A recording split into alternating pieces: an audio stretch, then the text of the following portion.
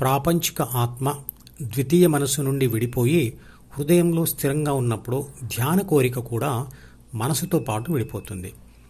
అందువల్ల పాత విషయాలు విడిపోతాయి మరియు మనసులోకి కొత్త సమాచారం, సూచనలు రావు.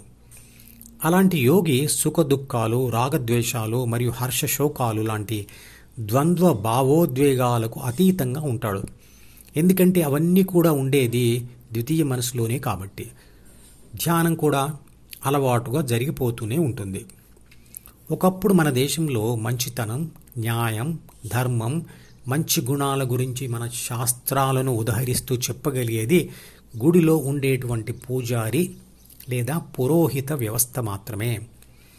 పురోహితుడు అంటే పురానికి అంటే గ్రామానికి హితం కలిగించేవాడు అని అర్థం.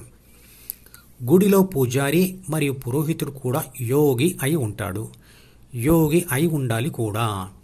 యోగి ఎవరంటే తన ఆత్మను మనసు నుండి విడిపించుకొని విశ్వశక్తిగా లేదా దేవుడిగా మారినవాడు. గ్రామంలో వృత్తి పనులు చేసుకునేవారైనా, పురోహితులైనా, పూజారులైనా అంటే బ్రాహ్మణులైనా, మరియు రాజ్యానికి రాజులైనా అంటే క్షత్రులైనా అందరూ కూడా గురుకులంలో చేరి ధ్యాన విద్యను నేర్చుకుంటూ వారు వేర్వేరు దశలలో ఉండగా ధ్యాన విద్యా సమయం పూర్తి అయినందువల్ల బయటకు వచ్చిన వారే. బ్రాహ్మణుడి పిల్లలు కూడా ధ్యాన విద్యాభ్యాసమును గురుకులంలో శూద్ర దశతో మొదలు పెట్టవలసిందే. కాబట్టి బ్రాహ్మణుడికి అంటే పురోహితుడికి లేదా గుడిలో పూజారికి ఇచ్చిన దానం ఏదైనా అంటే పత్రం, పుష్పం, ఫలం, తోయం అంటే ఆకులైనా, పూలైనా, పండ్లైనా, నీరైనా, ఏ వస్తువైనా ఆర్థిక సహాయం అయినా దేవుడికి ఇచ్చినట్లే అవుతుంది. అందరూ ఆ రోజుల్లో గుడులకు వెళ్ళేది రెండు విషయాల గురించి.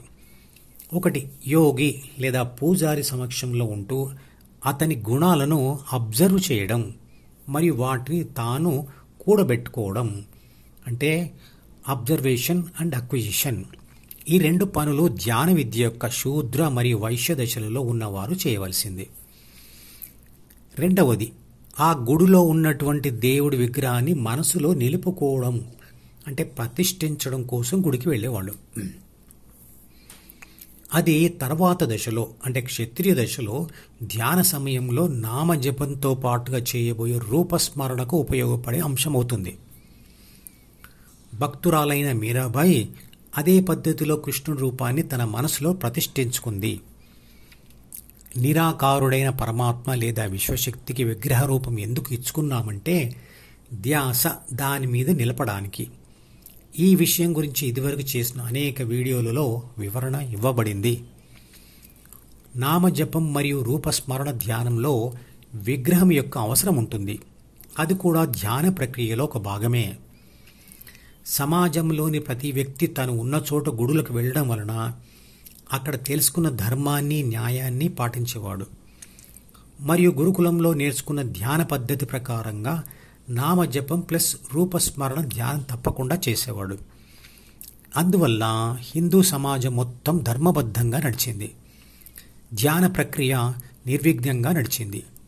ధ్యానం చేసి మనసు నుంచి విడిపడిన మహాత్ములు అంటే యోగులు ఎందరో ఆ గుడి వ్యవస్థను మరియు గ్రామ ప్రజలను సరి అయిన దారిలో నడిపించారు. ఈ కాలంలో ఆ గురుకుల వ్యవస్థ, పురోహిత వ్యవస్థ మరియు దేవాలయ వ్యవస్థలు విదేశీయుల దండయాత్ర వల్ల మరియు మత విద్వేషం వల్ల మరియు కమ్యూనిస్టుల వల్ల ధ్వంసమైపోయాయి. అందువల్ల ధ్యాన విద్య హీనమైన దశలో ఉంది. దానిని పునరుద్ధరించవలసిన బాధ్యత ప్రస్తుత తరం మీద ఉంది. ఈ మధుపదం యూట్యూబ్ ఛానల్ వీడియోని సబ్స్క్రైబ్ చేసి గంట గుర్తును నొక్కి ఆల్ని సెలెక్ట్ చేసి ప్రతిరోజు యూట్యూబ్ ఓపెన్ చేసి అడుగున ఉన్న సబ్స్క్రిప్షన్ బటన్ నొక్కితే అన్ని లేటెస్ట్ వీడియోలు చూడవచ్చు.